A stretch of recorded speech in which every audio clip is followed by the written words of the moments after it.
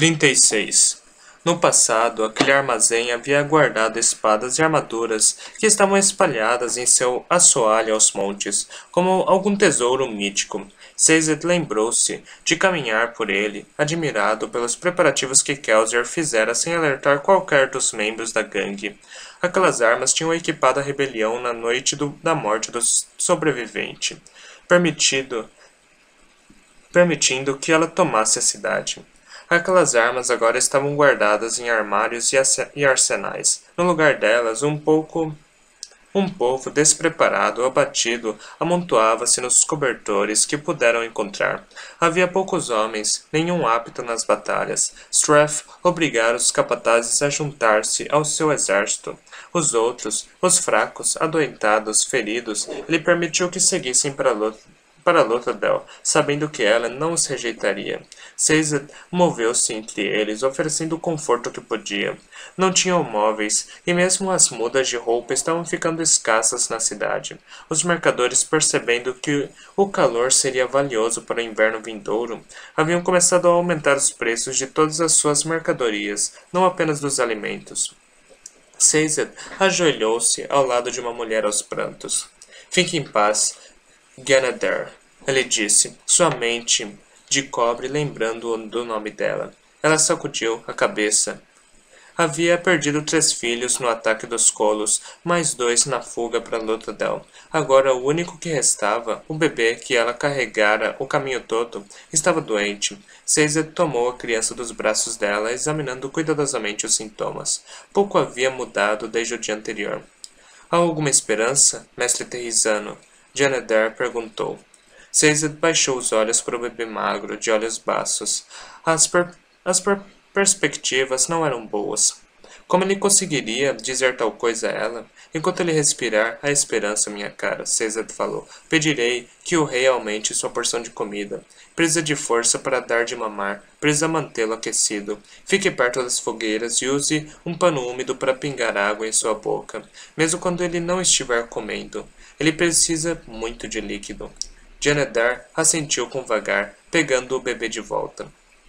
Como Sazed desejava poder lhe dar mais. Uma dúzia de religiões diferentes passaram por sua mente. Passou a vida inteira tentando encorajar as pessoas a acreditarem em algo, além do Senhor Soberano. Ainda assim, por algum motivo, ele achou difícil naquele momento oferecer uma dessas pregações para Janedar. Antes do colapso era diferente. Cada vez que ele falava de uma religião, Sazed sentia uma sensação sutil de rebeldia, mesmo que as pessoas não aceitassem o que ele ensinava, e raramente aceitavam. Suas palavras lembravam-nos de que houvera no passado crenças diferentes das doutrinas do Ministério do Aço. Agora não havia nada contra o que se rebelar. Em face da dor terrível que vira nos olhos de Janedar, ele achava difícil falar de religiões mortas há muito tempo, deuses há muito esquecidos. Assuntos esotéricos não aliviariam a dor daquela mulher. Sazed levantou-se, movendo-se para o próximo grupo de pessoas. Sazed? Ele se virou. Não havia notado que Tindall entrara no armazém. As portas da imensa estrutura foram fechadas, pois a noite se aproximava, e as fogueiras lançavam uma luz fraca. Buracos haviam sido feitos no teto para deixar a fumaça sair. Ao se olhar para cima, trilhas de bruma podiam ser vistas esgueirando-se para dentro do quarto, embora elas evaporassem antes de chegar no meio do caminho até o chão. Os refugiados não erguiam os olhos com frequência. Você ficou aqui quase o dia todo, Tindall falou. O espaço estava notavelmente quieto, considerando sua ocupação. Fogueiras estalavam e as pessoas jaziam silenciosas em sua dor ou embotamento. Há muitos feridos aqui, Sazed comentou. Sou o melhor para cuidar deles, creio eu. Não estou sozinho. O rei enviou outros. E Lord Breeze está aqui, abrandando o desespero das pessoas. Sazed acenou com a cabeça para o lado, onde Breeze estava sentado numa cadeira, lendo um livro de forma ostensiva. Parecia terrivelmente deslocado naquele lugar, vestindo um traje fino de 3 peças. Ainda assim, sua mera presença dizia algo extraordinário na avaliação de Sazed. Essas pobres pessoas, Caesar pensou, suas vidas eram terríveis sob o jugo do Senhor soberano. Agora mesmo o pouco que tinham foi tirado delas, e eram apenas um número pequeno, 400 em comparação com as centenas de milhares que ainda viviam em Luthadel.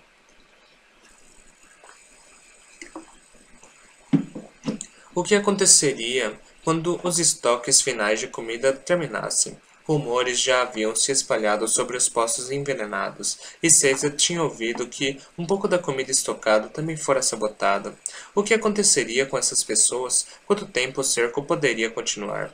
De fato, o que aconteceria quando o cerco terminasse? O que aconteceria quando os exércitos finalmente atacassem e saqueassem? Que destruição, que sofrimento os soldados causariam ao procurar o Átimo escondido? Você se importa com eles? Tinduf falou, em voz baixa, aproximando-se. Caesar virou-se para ela. Em seguida, abaixou a cabeça. Não tanto quanto deveria. Talvez. Não, Tinduf falou. Eu consigo ver. Você me confunde, Caesar. Parece que tem um talento nessa área. Você parece cansado. Onde está sua mente de bronze? De repente, Caesar sentiu-se fatigado. Ele vinha ignorando o cansaço, mas as palavras pareceram trazê-lo como uma onda que batia contra ele. Ele suspirou. Usei a maioria da minha reserva de vigília na corrida até Luthadel. Eu estava tão ansioso por chegar aqui. Seus estudos haviam definhado recentemente. Com os problemas da cidade e a chegada dos refugiados, ele não tivera tempo. Ele não tivera muito tempo. Além disso, já havia transcrito a cópia por fricção. O trabalho a seguir exigiria referência cruzada detalhada com outras obras. Buscando pistas, provavelmente, ele não teria tempo nem para... Ele franziu o senho, observando o olhar estranho nos olhos de Tendu. Tudo bem, ela disse, suspirando. Mostre-me. Mostrar? O que você descobriu? Ela disse. A descoberta que impulsionou você a correr por 2 domínios. Mostre-me. De repente, tudo pareceu ficar mais leve. Sua fadiga, sua preocupação, até mesmo sua tristeza. Eu adoraria, ele disse, em voz baixa. Outro trabalho bem feito, Brisa pensou, congratulando-se enquanto observava os 2 terrisanos saírem do armazém. A maioria das pessoas, mesmo os nobres, mal entendiam o abrandamento, pensavam que era algum tipo de controle mental, e mesmo aqueles que sabiam mais pressupunham que o abrandamento era uma coisa invasiva, terrível. Brisa nunca tinha visto dessa forma. O abrandamento não era invasivo. Se fosse, então a interação comum com outra pessoa era comparativamente invasiva. Abrandamento, quando feito de maneira correta, não era uma violação maior do que uma mulher vestir um vestido decotado ou falar numa voz autoritária. Todos os 3 produziam reações comuns, compreensíveis e, mais importantes, naturais nas pessoas. Caesar, por exemplo, era invasivo deixar o homem menos cansado para que ele pudesse fazer melhor seus atendimentos? Era errado abrandar sua dor, apenas um pouco, deixando-o assim mais capaz de lidar com o sofrimento? Tendu era um exemplo ainda melhor. Talvez alguns chamassem Brisa de intrometido por abrandar sua noção de responsabilidade e sua decepção, quando viu Caesar. Porém, Brisa não criou as emoções que a decepção estava ofuscando. Emoções como curiosidade, respeito, amor. Não, se o abrandamento fosse um simples controle mental, Tendu teria se afastado de Caesar assim que os 2 deixassem a área de influência de Brisa, mas Brisa sabia que ela não o faria.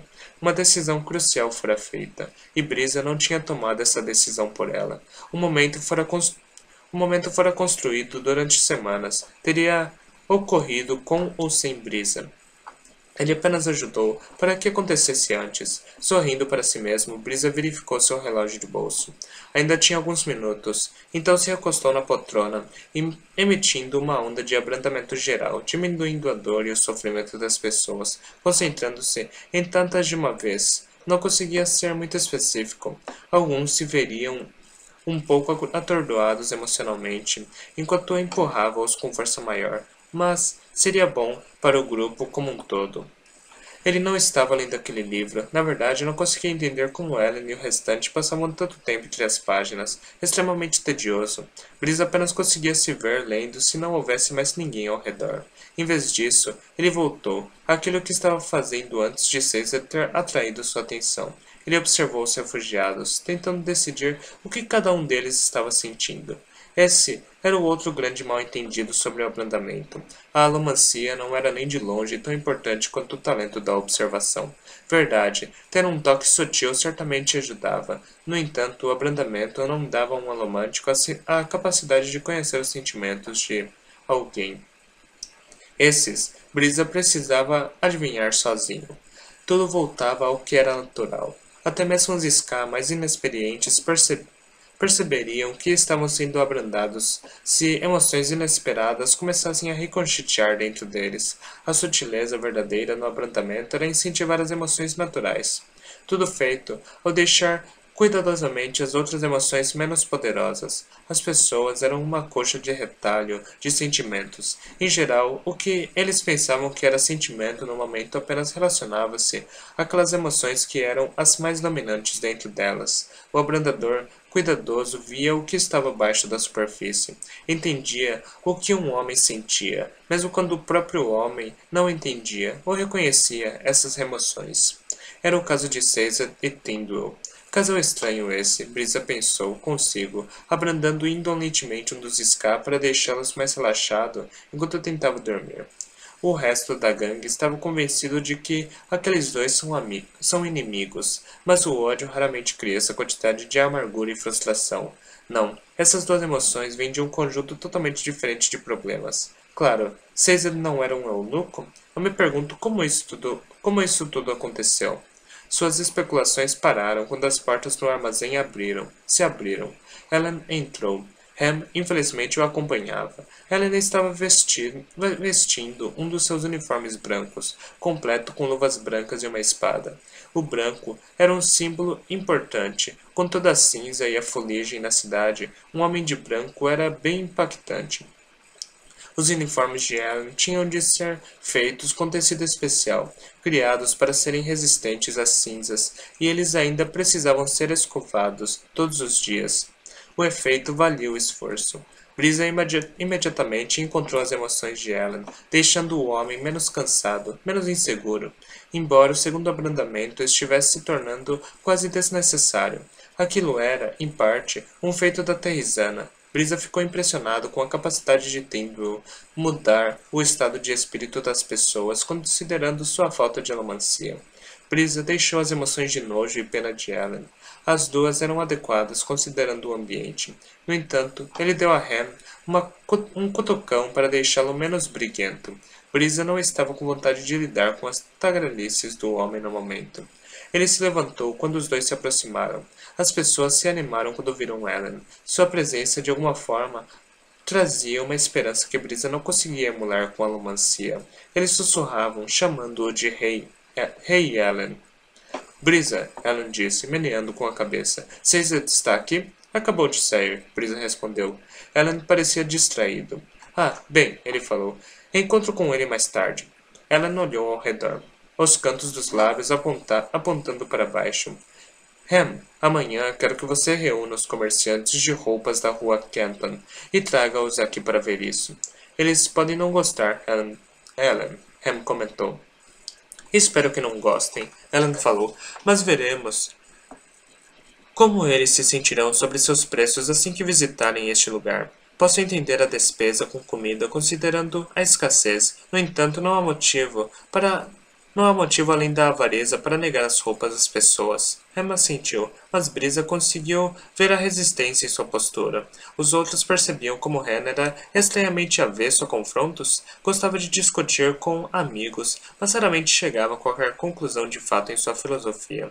Além disso, ele definitivamente odiava confrontar estranhos. Brisa sempre achou que era um atributo estranho para alguém que fora contratado essencialmente para bater em pessoas. Ele deu a Ham um pouco de abrandamento para deixá-lo menos preocupado com o confronto aos mercadores. Vai ficar a noite toda aqui, não vai, Brisa? Ellen perguntou. Senhor soberano, não. Brisa falou. Meu caro, você tem sorte de ter conseguido me fazer vir até aqui. Honestamente, não é um lugar para um cavalheiro. A sujeira, a atmosfera deprimente e, sem mencionar o cheiro. Ham franziu o senho. Brisa, algum dia você vai precisar aprender a pensar nos outros. Contanto que eu possa pensar neles à distância, Hammond. Ficarei feliz em me esforçar para tanto. Ham sacudiu a cabeça. Você é incorrigível. Vai voltar ao palácio, então?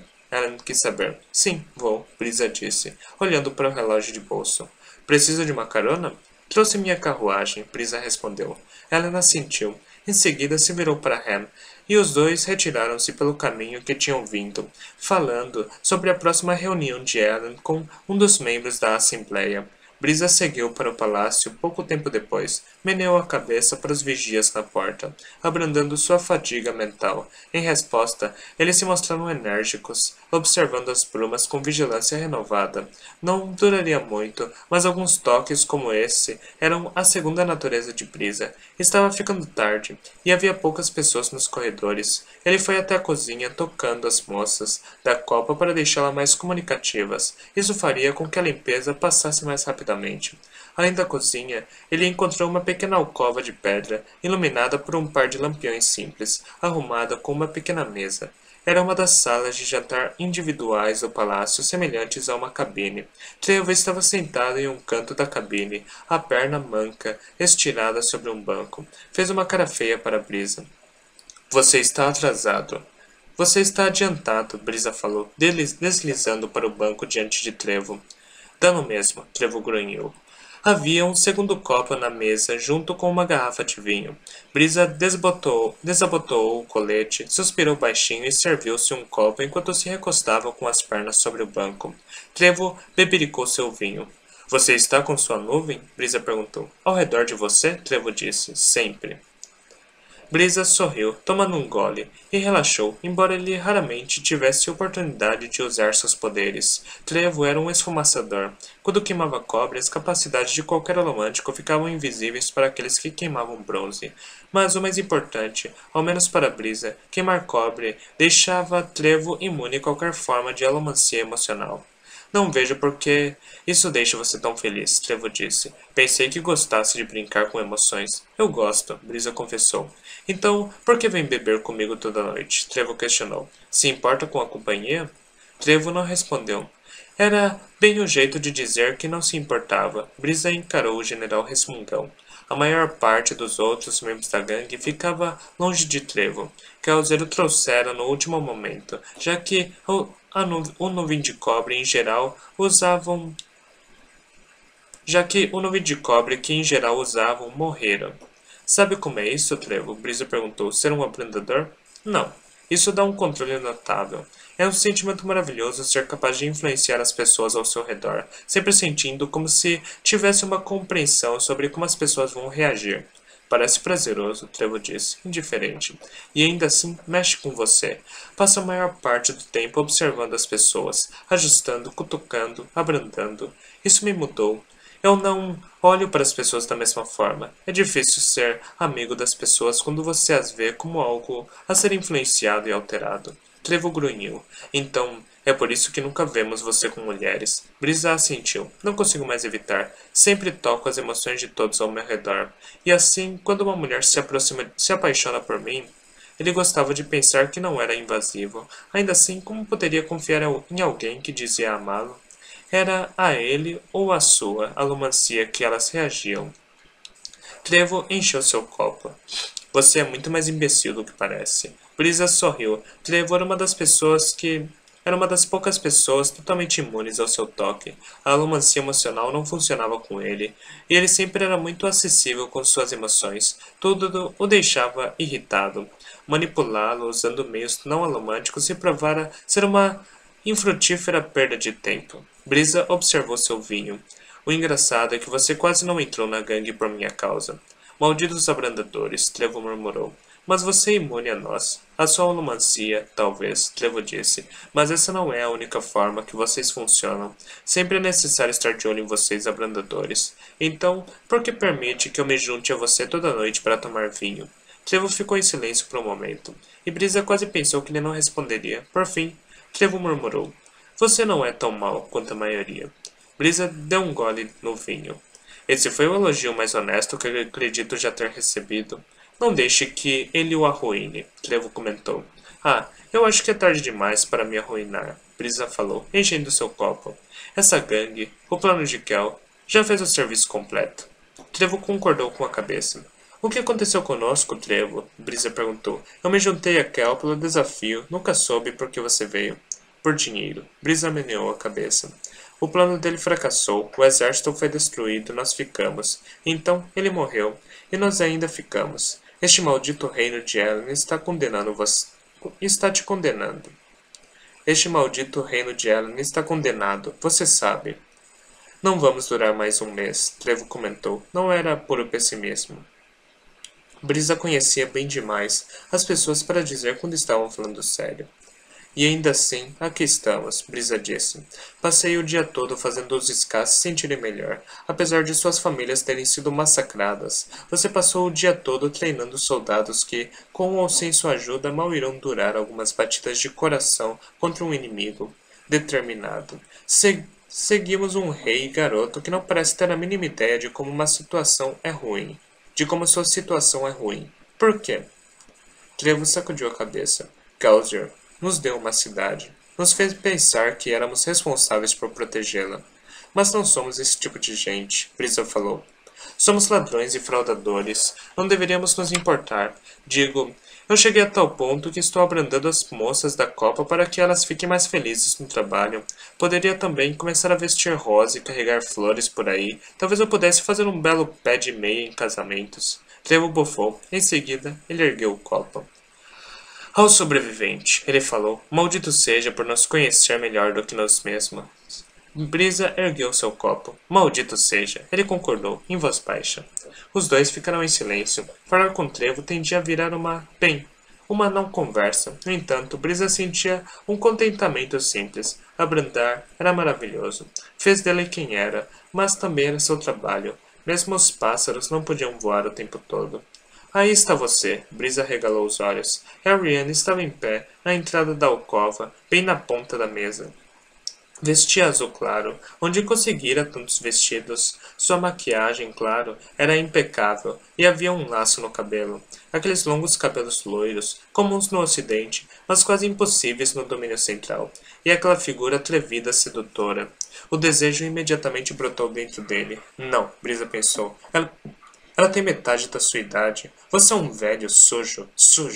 Ariane, ele disse, desconfortável. Você não deveria estar na cama ou algo assim? Ela revirou os olhos, tirando as pernas dele do caminho, para que pudesse sentar no banco ao seu lado. Ele sabia que precisava ser mais forte, não devia deixar a garota chegar perto dele, mas não fez nada quando ela deslizou até ele e tomou um gole de seu copo. Ele suspirou, passando o braço sobre os ombros dela. Trevo apenas sacudiu a cabeça, um vislumbre de sorriso nos lábios. Bem, Vin falou baixinho, isso responde a uma pergunta. Senhora? Orestor disse, sentando-se diante dela na mesa no quarto escuro. Com seus ouvidos românticos, ela conseguiu ouvir exatamente o que estava acontecendo na alcova ao lado dela.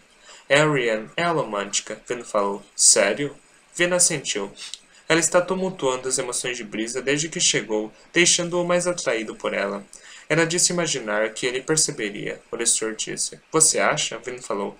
Ela provavelmente não deveria se divertir tanto com isso. A garota poderia ser uma nascida das brumas, embora a ideia daquela coisa bufante voando nas brumas parecesse ridícula.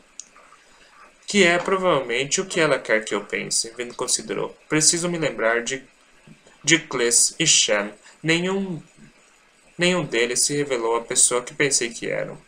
Brisa provavelmente não pensa que suas emoções são estranhas, Vin falou.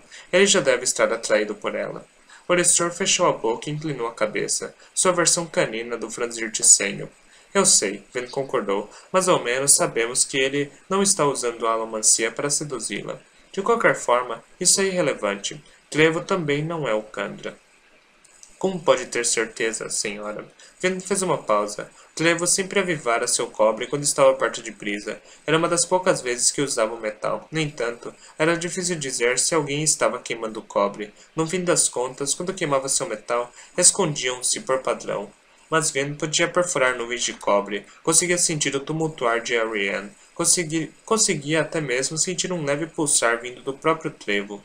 O pulso alomântico próprio do cobre, algo que Vin suspeitava que poucas pessoas além dela e do Sr. Soberano tinham ouvido falar. Simplesmente sei, Vin falou. Sim, a senhora diz, mas a senhora já não havia concluído que Demou era o espião? Queria verificar Trevo de qualquer forma, ela falou, antes de tomar qualquer medida drástica. Drástica? Vin ficou em silêncio por um momento. Não tinha muitas provas, mas tinha seus instintos, e aqueles instintos lhe diziam que Demou era o espião, aquele jeito de se esgueirar quando saíra na outra noite, a lógica óbvia de escolhê-lo. Tudo se encaixava.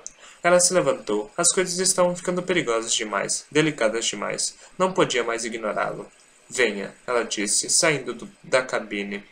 É hora de colocar Demon na prisão. O que quer dizer com o perdeu? Vin perguntou, em pé diante da porta do quarto de Demon. O serviçal enrubesceu. Milady, desculpe. Eu o vigiei, como a senhora me pediu, mas ele saiu em patrulha. Eu deveria tê-lo seguido? Digo, não acho que teria parecido suspeito? Vin soltou imprecações em voz baixa para si mesma, porém sabia que não tinha muito direito de ficar brava. Devia ter falado com Ham imediatamente. Ela pensou frustrada. Milady. Ele saiu há poucos minutos, o serviçal disse. Vin olhou para Orestor. Em seguida, partiu pelo corredor. Assim que chegaram a uma janela, Vin saltou para dentro da escuridão, Orestor seguindo-a, caindo a uma curta distância no pátio. Da última vez, eu ouvi voltar pelos portões para o terreno do palácio, ela pensou, correndo através das brumas. Encontrou um par de soldados lá, em guarda. O capitão Demou passou por aqui? Ela questionou, entrando na área iluminada pelas tochas. Eles se impertigaram, primeiro chocados, em seguida confusos. Lady Herdeira? Um deles disse. Sim, ele acabou de sair em patrulha, 1 minuto ou 2 atrás. Sozinho? Eles assentiram. Não é um pouco estranho? Eles deram de ombros. Às vezes, ele vai sozinho, um deles disse. Não questionamos, afinal, é nosso superior. Para onde ele foi? Vin perguntou. Um apontou, e Vin partiu, Oresur ao seu lado. Eu deveria tê-lo vigiado melhor. Devia ter contratado espiões de verdade para manter os olhos nele. Devia ter... Ela ficou paralisada. Logo à frente, caminhando nas brumas por uma rua quieta, havia uma figura andando pela cidade. Demou.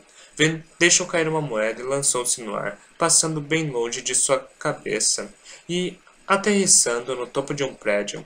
Ele continuou distraído. Demou o Kandra. Ou Kandra. Nenhum dos dois tinha poderes alomânticos. Vin fez uma pausa, adagas a postos, pronta para saltar, mas ela ainda não tinha nenhuma prova real. A parte dela que Kauser havia transformado, a parte que começou a confiar, pensou no Demon que ela conhecia. Eu acredito mesmo que ele seja o Kandra, ela pensou, ou apenas quero que ele seja o Kandra, para que não precise mais suspeitar dos meus amigos de verdade. Ele continuou a caminhar lá embaixo, seus ouvidos aguçados pelo estranho facilmente seguindo os passos do homem. Atrás dela, Orestor subiu no topo do telhado, caminhou até ela e sentou-se. Não posso simplesmente atacar, ela pensou. Preciso ao menos observar, ver para onde está indo, obter provas, talvez aprender alguma coisa no processo. Ela acenou para Orestor, e eles caminharam em silêncio pelos telhados, seguindo Demou. Logo, Vin percebeu algo estranho, um brilho de fogo iluminando as brumas. Algumas ruas adiante, lançando sombras assustadoras dos prédios. Vin olhou para Demou, seguindo-o com os olhos enquanto ele perambulava até um beco, movendo-se na direção da iluminação. O quê? Vin jogou-se do telhado.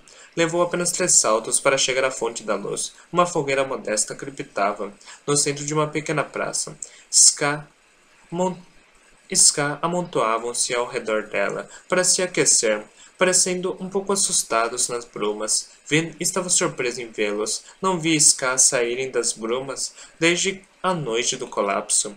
Demou aproximou-se de uma rua lateral, cumprimentando os outros. À luz da fogueira, ela conseguia confirmar que era ele, ou ao menos um Kandra com seu rosto.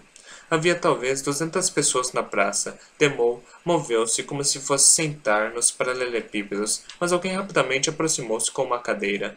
Uma jovem trouxe para ele uma caneca com algo fumegando, que ele recebeu agradecendo. Vin saltou para um telhado, ficando abaixada para impedir que a luz do fogo a revelasse. Mais Ska chegaram, a maioria em grupos, mas alguns indivíduos corajosos vinham sozinhos. Um som veio de trás dela, e Vin virou-se quando o Orestor, aparentemente mal tendo saltado, se resfaltou para galgar os poucos metros da ponta do telhado. Olhou para a rua lá embaixo, sacudiu a cabeça e em seguida juntou-se a ela. Ela levou um dedo aos lábios, acenando com a cabeça para o grupo crescente de pessoas. O Oressor inclinou a cabeça para a visão, mas não disse nada. Por fim, Demou levantou-se, segurando a caneca ainda fumegante nas mãos. As pessoas reuniram-se ao redor dele, sentando-se nas pedras frias, encolhidas embaixo de cobertores ou capas. Não devemos temer as brumas, meus amigos, Demon falou. Não era a voz de um líder forte ou de um comandante autoritário de batalhas. Era a voz da juventude fortalecida, um pouco hesitante, mas sem dúvida convincente.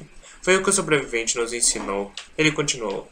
Sei que é muito difícil para pensar nas brumas sem lembrar as histórias de espectros das brumas e outros horrores, mas o sobrevivente nos deu as brumas. Deveremos tentar nos lembrar dele com elas. Senhor Soberano, Ven pensou, chocada. Ele é um deles, um membro da Igreja do Sobrevivente. Ela estremeceu, sem saber o que pensar. Ele era ou não o Kandra? Por que o Kandra encontraria um grupo de pessoas como este? Mas por que o próprio Demon faria isso? Sei que é difícil, Demon falou, lá embaixo. Sem o sobrevivente, sei que vocês temem os exércitos. Acreditem em mim, eu também os vejo. Sei que vocês sofrem com este cerco. Eu não sei se posso dizer a vocês para não se preocuparem. O próprio sobrevivente conheceu grandes infortúnios, a morte de sua mulher, a prisão nas minas de Hetzin. Mas ele sobreviveu. Esse é o ponto, não é? Temos de continuar vivendo, não importa o quanto tudo fique difícil. No final, venceremos, assim como ele venceu. Ele se ergueu com a caneca nas mãos, sem parecer os pregadores que Ven conhecia. Kelsier escolhera um homem apaixonado para fundar sua religião, ou mais precisamente, fundar a revolução na qual a religião tinha vindo. Kelsier precisava de líderes que pudessem inflamar fiéis e incitá-los a um levante destrutivo. Demou era um pouco diferente, não gritava, mas falava com calma. Ainda assim, as pessoas prestavam atenção, sentavam-se nas pedras ao redor dele, encarando-o com olhos esperançosos, até mesmo adoradores. E a Lady Herdeira, um deles sussurrou. O que diz sobre ela? Lady Ven carrega uma grande responsabilidade, Demou falou. É possível ver o peso curvando-a, e como ela fica frustrada com os problemas da cidade. É uma mulher direta, e não acho que ela goste da politicagem da Assembleia. Mas ela vai nos proteger, certo? Alguém perguntou. Sim, Demon falou. Sim, acredito que protegerá. Às vezes, acho que ela é até mais poderosa que o sobrevivente. Sabem que ele teve apenas 2 anos de prática. Como nascido das brumas, ela mesma não teve tanto tempo assim. Vina afastou-se. De novo, ela pensou. Eles parecem racionais até falarem sobre mim. E então... Ela nos trará a paz algum dia, Demon falou. A herdeira trará de volta o sol, impedirá que as cinzas caiam. Mas precisamos sobreviver até lá. E precisamos lutar. O trabalho inteiro do sobrevivente foi o de exterminar o Senhor Soberano e nos libertar. Que gratidão mostraríamos se corrêssemos agora quando os exércitos chegaram? Vão e digam aos seus membros da Assembleia que não querem Lord Set, ou mesmo Lord Penrod como seu rei. A votação acontecerá em um dia, e precisamos garantir que o homem certo seja rei. O sobrevivente escolheu Alan Venture, e é ele quem devemos seguir. Essa é nova, Len pensou. Lord Alan é fraco, alguém do povo disse. Ele não nos defenderá. Lady Ven o ama, Demon falou.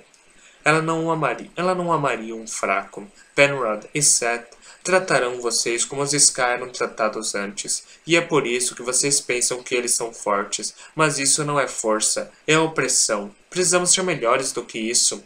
Precisamos confiar no julgamento do sobrevivente. Vin relaxou contra a muralha do telhado.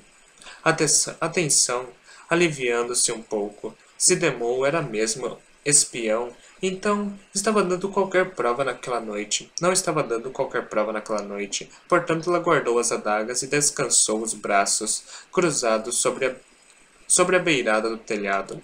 A fogueira estalava na noite fria de inverno, mudando adagas de fumaça para se misturarem às brumas. E Demou continuou a falar em sua voz baixa e tranquilizadora, ensinando as pessoas sobre Kelsier.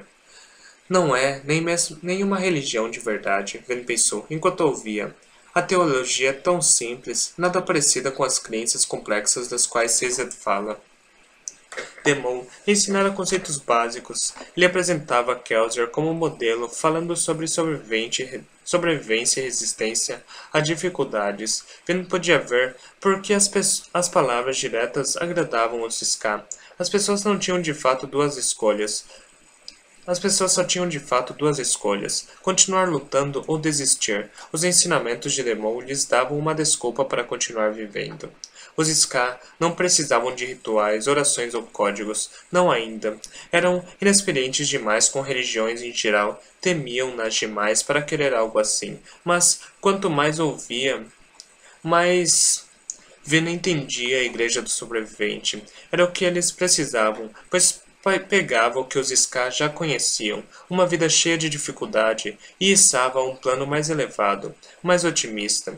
E os ensinamentos ainda estavam evoluindo. A deificação de Kelsier ela já esperava. Mesmo a reverência a ela era compreensível, mas onde Demon encontrou as promessas que Ven pararia as cinzas e traria de volta o sol. Como ele sabia pregar sobre grama verde e céus azuis, descrevendo o mundo como era conhecido apenas nos textos mais obscuros do mundo. Ele descreveu um mundo estranho de cores e beleza. Um lugar alheio e difícil de conceber, mas de alguma forma maravilhoso. Flores e plantas verdes eram estranhas, coisas desconhecidas a essas pessoas. Mesmo Ven tinha problema em imaginá-las, e ela ouvira as descrições de Caesar. Demol estava dando um paraíso aos Ska. Devia ser algo totalmente diferente.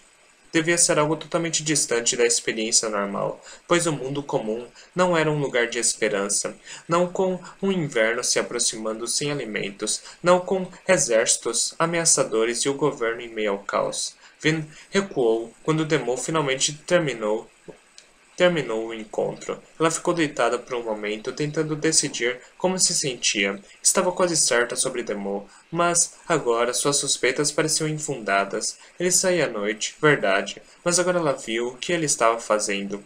Além disso, ele agia de forma tão suspeita quanto se esgueirava. Para ela, parecia quando refletiu, que um Kandra saberia como fazer as coisas de uma maneira muito mais natural. Não é ele, ela pensou, ou se for, não será tão fácil desmascará-lo como pensei. Franziu a testa frustrada, finalmente suspirou, levantou-se e foi para o outro lado do telhado. Oressor a seguiu, e Vin olhou para ele. Quando Kelsier lhe disse para tomar seu corpo, ela disse: o que ele queria que você pregasse para essas pessoas? Senhora? Oressor perguntou. Ele fez você aparecer como se você fosse ele de volta do túmulo. Sim. Bem, o que ele ordenou que você dissesse? Oressor encolheu os ombros. Coisas muito simples, senhora. Disse a eles que o momento da rebelião havia chegado. Disse a eles que eu, Kelsier, tinha voltado para lhes dar esperança para a vitória. Represento o que você nunca foi capaz de matar, não importa o quanto tente. Essas foram as últimas palavras de Kelsier, faladas frente a frente com o Senhor Soberano. Eu sou a esperança. Eu sou a esperança. Era de surpreender que esse conceito se tornasse fundamental para a igreja que brotou ao redor dele. Ele quis que você ensinasse coisas como as que acabamos de ouvir Demol dizer? Vin perguntou. Sobre as cinzas não caírem e o sol ficar amarelo? Não, senhora. Foi o que eu pensei. Vin falou, quando ouviu o farfalhar sobre as pedras lá embaixo. Olhou pela lateral do prédio e viu Demol voltando ao palácio. Vin desceu para o beco atrás dele. Para crédito do homem, ele a ouviu e girou com o bastão de duelo na mão. Paz, capitão, ela disse, erguendo-se. Lady Vin? Ele perguntou, surpreso. Ela assentiu, aproximando-se de forma que ele pudesse vê-la melhor à noite. A luz esmaecida ainda iluminava o ar atrás dele, os rodopios de brumas brincando com as sombras. Não sabia que você era membro da Igreja do Sobrevivente, ela disse, suavemente. Ele baixou os olhos. Embora fosse facilmente 2 palmos mais alto, parecia diminuir um pouco diante dela. Eu sei que isso deixa a senhora desconfortável. Desculpe. Tudo bem, ela disse. Você faz bem para as pessoas. Ela não vai gostar de saber de sua lealdade. Demol ergueu os olhos. A senhora contará para ele? Ele precisa saber no que as pessoas acreditam, capitão, porque o senhor iria querer manter segredo. Demol suspirou. Eu só Eu não quero que o grupo pense que estou aqui fora estimulando o povo. Emma acha que pregar sobre o sobrevivente é estúpido. E Lord Brisa diz que o único motivo para encorajar a igreja é tornar as pessoas mais dóceis. Vin encarou-o na escuridão. Você acredita mesmo, não é? Sim, milady. Mas você conheceu Kelsier, ela falou. Estava conosco desde quase o início. Sabe que ele não é nenhum deus. Demon levantou a cabeça, os olhos um pouco desafiadores. Ele morreu para derrubar o Senhor Soberano. Isso não faz dele um ser divino. Ele nos ensinou como sobreviver, ter esperança. Você sobrevivia antes, Ben falou. As pessoas tinham esperança antes de Kelsier ser jogado naquelas minas. Não como fazemos agora, Demol disse. Além disso, ele tinha poder, milady. Sentia isso. Ben fez uma pausa. Ela sabia da história. Kelsier usou Demol como exemplo para o restante do exército em uma luta com um descrente, direcionando seus golpes com alomancia, fazendo Demol parecer ter poderes sobrenaturais. Ah, eu sei sobre a alomancia agora, Demol disse, mas eu senti empurrar minha espada naquele dia. Senti como me usou, fazendo de mim mais do que eu era. Acho que posso senti-lo ainda, às vezes, fortalecendo meu braço, guiando minha lâmina. Vin franziu a testa. Lembra-se da primeira vez que nos encontramos? Demon assentiu. Sim, a senhora veio até as cavernas onde estávamos escondidos no dia em que o exército foi destruído. Eu estava de guarda. A senhora sabe, milady, mesmo naquela época, eu sabia que Kelsier viria por nós. Sabia que ele viria e escolheria aqueles de nós que tinham sido fiéis e nos guiaria de volta à Lutadel. Ele foi para aquelas cavernas porque eu o forcei. Ele queria se matar, combatendo um exército sozinho. A destruição do exército foi um teste, Demol disse, olhando para as brumas. Aqueles exércitos, o cerco, são apenas testes para ver se sobreviveremos ou não. E as cinzas? Vin perguntou, onde ouviu que elas parariam de cair. Demol voltou-se para ela. O sobrevivente ensinou isso, não? Vin sacudiu a cabeça. Muitas pessoas estão dizendo isso, Demol disse. Deve ser verdade. Encaixa-se com tudo. Mas, com tudo mais. O sol amarelo, o céu azul, as plantas. Sim, mas onde você ouviu essas coisas? Não tenho certeza, milady. Onde você ouviu que eu seria aquela que traria essas coisas, ela pensou, mas de alguma forma não conseguiu dar voz à questão. Mesmo assim, sabia a resposta. Demol não saberia. Os rumores estavam se propagando. Seria mesmo difícil rastreá-los até chegar à sua fonte. Volte ao palácio, Vin falou. Preciso contar a Ellen o que vi, mas pedirei a ele que não diga ao restante do grupo. Obrigado, milady, Demol disse, curvando-se. Virou-se e saiu às pressas. Um segundo depois, Vin ouviu um baque atrás de si. Orestor saltando para a rua. Ela se virou. Eu tinha certeza que era ele. Senhora? O Kandra, Vin falou, virando-se na direção do Demol, que desaparecia. Pensei que o havia descoberto. E? Ela sacudiu com a cabeça. É como Doxon. Acho que Demol sabe demais para ser falso. Ele parece real para mim. Meus irmãos são muito habilidosos, Vin disse, com um suspiro. Sim, eu sei, mas não vamos prendê-lo, não nesta noite, pelo menos. Ficaremos de olho nele, mas eu não acho mais que seja ele. Orestor assentiu com a cabeça. Venha, ela disse. Quero ver Ellen. E assim, eu chego ao foco do meu argumento. Peço desculpas, mesmo forçando minhas